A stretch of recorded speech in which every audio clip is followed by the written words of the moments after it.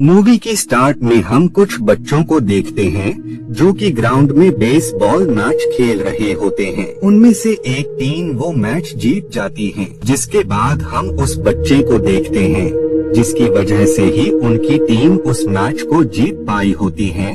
उस मैच के बाद वो बच्चा काफी पॉपुलर हो गया होता है। उसी दौरान उसे एक ब्लैक वैन दिखाई देती है, जिसके बाद ही सीन यहीं पर कट जाता है। असल में ये जो वैन होती है उसमें सीरियल किलर मौजूद होता है जो कि बच्चों को किडनैप किया करता था और बाद में वो उन बच्चों को ब्रूटली तरीके से मार दिया करता था।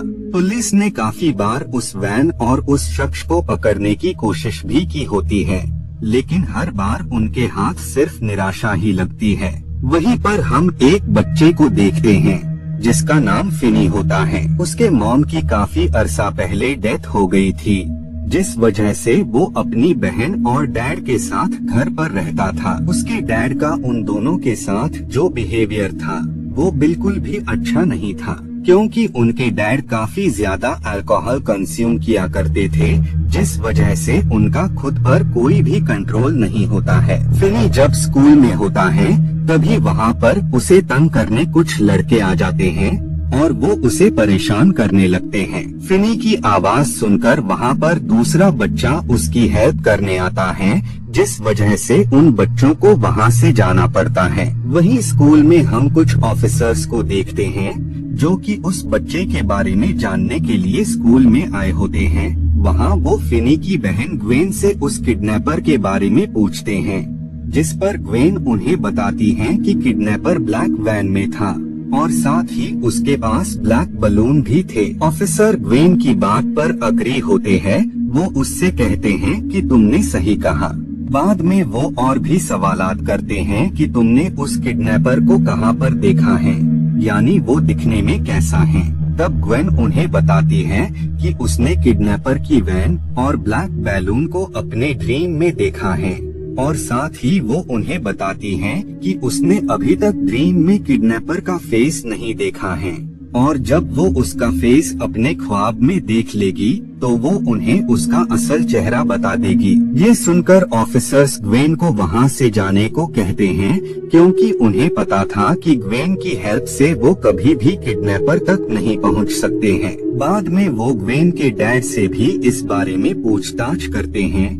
ऑफिसर्स के जाने के बाद डैड ग्वेन को काफी ज्यादा मारते पीटते हैं, क्योंकि उन्हें बिल्कुल भी पसंद नहीं था कि ग्वेन इस मामले में अपनी दखल अंदाजी करें और न ही वो किसी भी तरह से ऑफिसर्स की हेल्प करें। ये देखकर फिनी को अपनी बहन के लिए काफी बुरा लगता है कि डैड कितनी बेरहमी से अपनी ही बेटी को पीट रहे हैं। इधर हम उस बच्चे को देखते हैं जिसने स्कूल में फिनी को उन शरारती बच्चों से बचाया था। वो बच्चा रास्ते पर चल ही रहा होता है, तभी हम वहाँ वही ब्लैक वैन और साथ ही किडनैपर को देखते हैं। वो किडनैपर पहले वाले बच्चे की तरह इस बच्चे को भी किडनैप कर लेता है।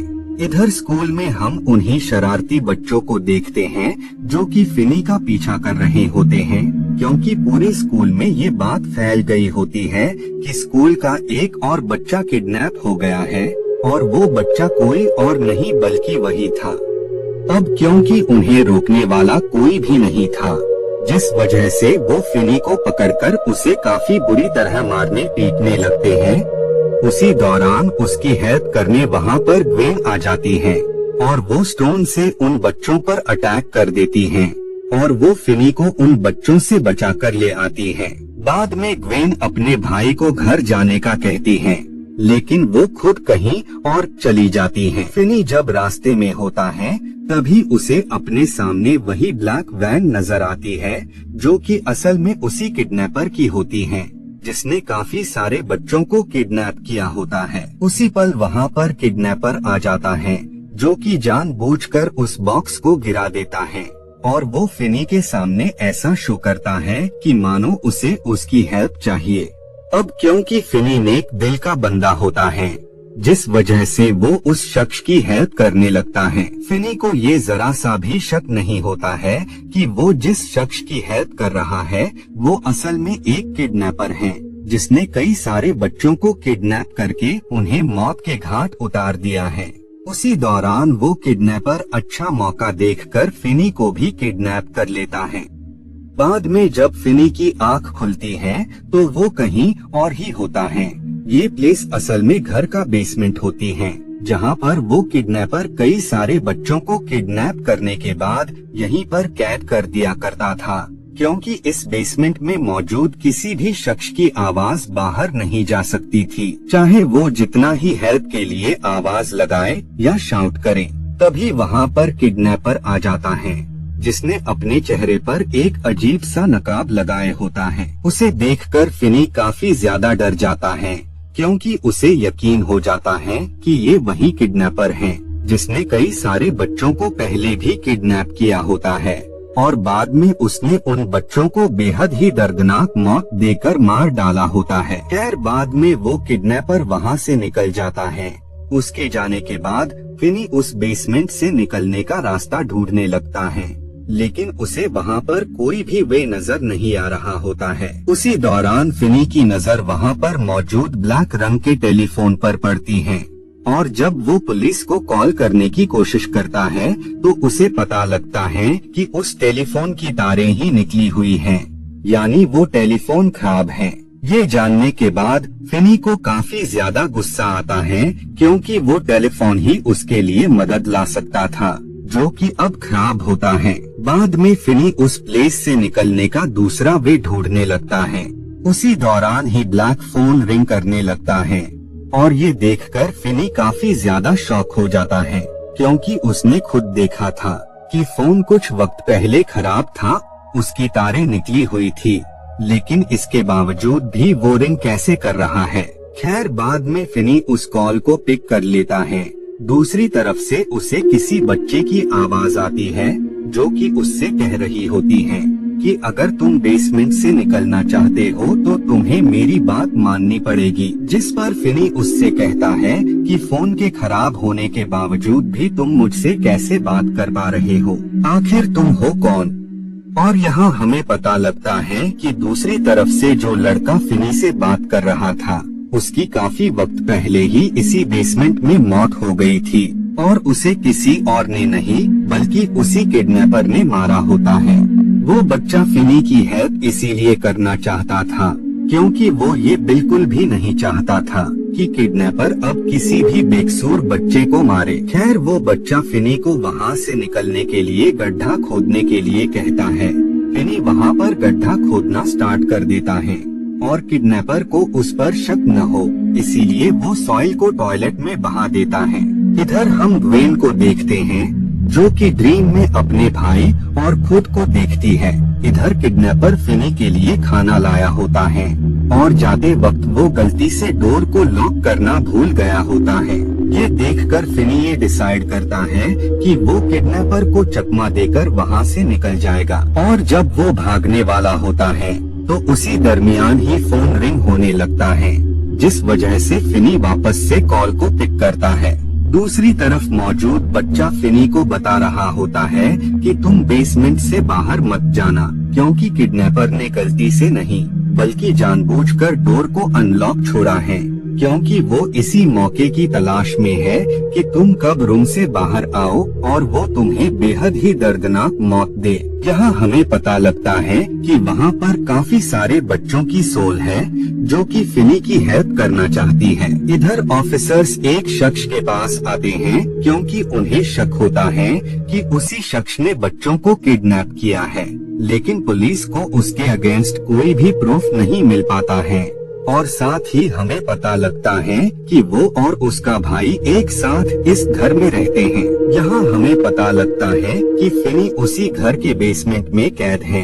अब इस बारे में उस शख्स को भी कुछ नहीं पता था, क्योंकि उसका भाई कभी उसे बेसमेंट में जाने ही नहीं देता था, क्योंकि असल में किडनैपर कोई और नहीं बल्कि उसका भाई ही था। नेक्स्ट डे किडनैपर उस बच्चे के पास आता है और वो उससे कहता है कि तुम मुझे अपना रियल नेम बताओ बच्चे, जिस पर फिनी उसे अपना गलत नाम बता देता है। ये सुनकर उसे काफी गुस्सा आता है और वो न्यूज़पेपर को उसकी तरफ फेंकता है। उस न्यूज़पेपर में फिनी का असल नाम मेंशन था, यानी किडनैपर को पता था कि वो उससे झूठ बोल रहा है। उसी पल फोन रिंग करता है और साथ ही उसे वहाँ पर एक बच्चे की सोल भी नजर आती है। वो बच्चा उससे कहता है कि तुमने किडनैपर से झूठ बोला है, जिस वजह से वो तुमसे काफी ज्यादा नाराज हैं। इसीलिए तुम्हें जल्द से जल्द यहाँ से निकलना होगा। बाद में वो उसे डोर का लॉक भी बता देता है। बाद में फिनी वहाँ से निकलने लगता है। इधर किडनैपर की किसी आवाज से आँख खुल जाती है और साथ ही वो फिनी को भागता हुआ देख लेता है, जिस वजह से वो उसका पीछा करता है और वो उसे पकड़कर वापस से बेसमेंट में लॉक कर देता है। फिनी को उन बच्चों की सोल की आवाज आती है, जो कि उससे कह रही होती है कि तुम्हें जल्द से जल्द अब यहाँ से भागना होगा, क्योंकि वो तुमसे परेशान हो गया है और वो तुम्हें जल्द ही खत्म कर देगा।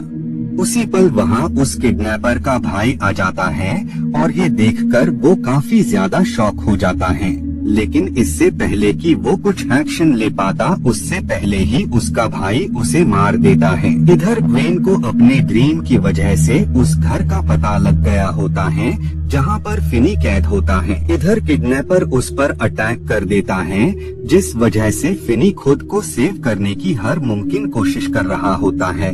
बाद में वो शख्स एक ट्रैप में फंस जाता है और अब सही मौका पाकर वो बच्चा फोन की तार की हेल्प से गला घोटकर उस किडनैपर को मार देता है और बाद में वो बाहर आ जाता है। बाहर उसे काफी सारे ऑफिसर्स और अपनी बहन नजर आती हैं।